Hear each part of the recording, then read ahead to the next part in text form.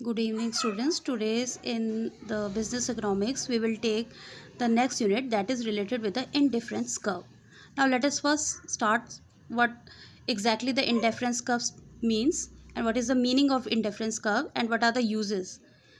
When indifference curve, simply it happens when two commodities are perfect substitutes for each other. In this case, the indifference curve, also known as IC, is a straight line for two goods are perfect complementary goods. Suppose when you don't care or put effort into something, that indicates that a consumer is indifferent between the two and all points give him the same utility.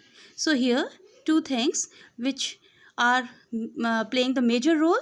That means in the case of indifference curve, consumer is indifferent, okay, and second thing, it is providing it is the same utility. As you can say, the level of satisfaction is same when we are using the two same commodities. Now, the four major properties of IC are: first, they are downward sloping; second, higher indifference curves are preferred to lower ones; third major property related with the indifference curve, that they cannot intersect each other.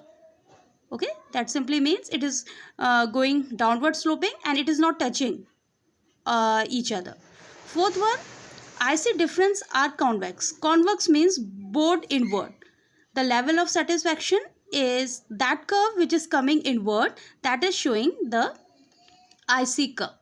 Now let us take the diagram, and through this diagram we will try to understand the consumer equilibrium position with the indifference curves. Suppose I have taken the example of Pepsi and Coca-Cola because these two are similar in their properties, in their tastes and in their many features. Now if the combination A is there, then the Pepsi is 1 and Coke is 14.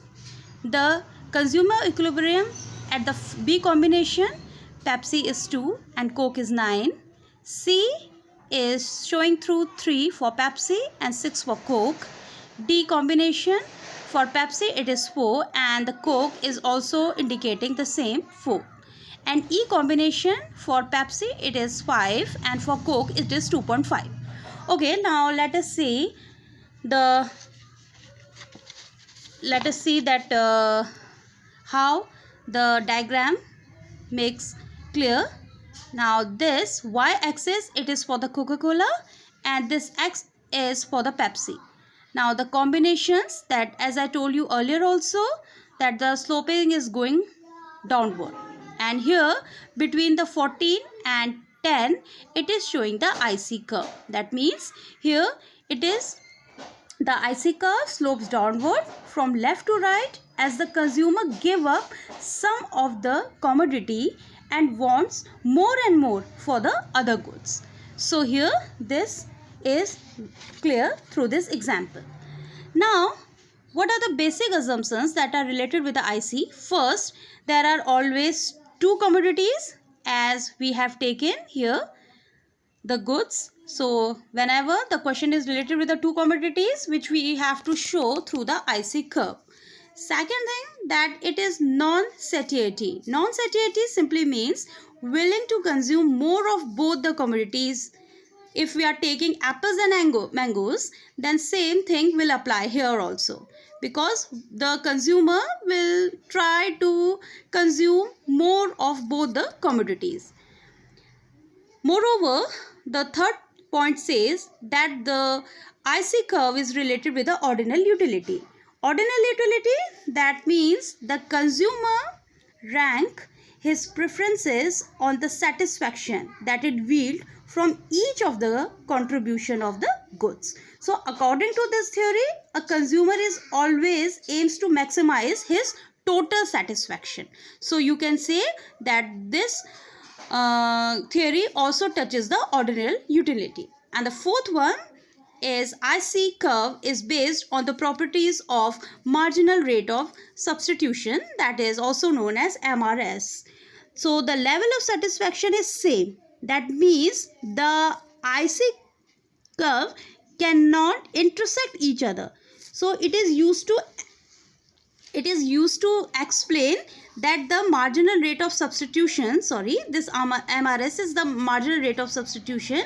Here the MRS is also clear through this downward slope, which is which is also showing the negative aspect of this theory. Well students, at the end we will discuss what are the uses of this theory. So this indifference curve or IC curve is used to explain the producer's equilibrium, problems of exchange, supply of labor, taxation and welfare economics, etc. So this indifference curve is not only related with the consumer equilibrium, also related with other areas such as producers, exchange, taxes, supply of labors, welfare economics, etc. So that's all for today. Thanks.